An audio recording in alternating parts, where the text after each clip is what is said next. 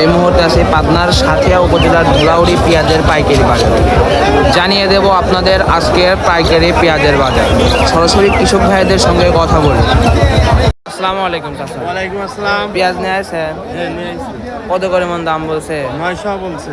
এত সুন্দর পেঁয়াজ 900 টাকা দাম বলছে। হ্যাঁ, 900। হাটে আসতে আপনার কত সময় লাগছে? বাইরে দিয়ে বের দেখলাম। আমরা আগে আসছি তো বেশি সময় লাগে না, আধা ঘন্টা। এখনো বিক্রি করতে পারেন নাই?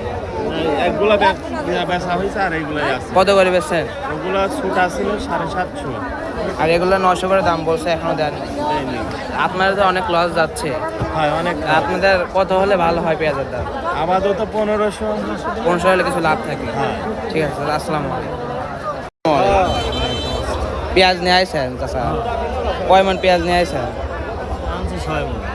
দাম কিরকম করে বলছে? দাম 900। এত সুন্দর পেঁয়াজ 900 করে বলছে।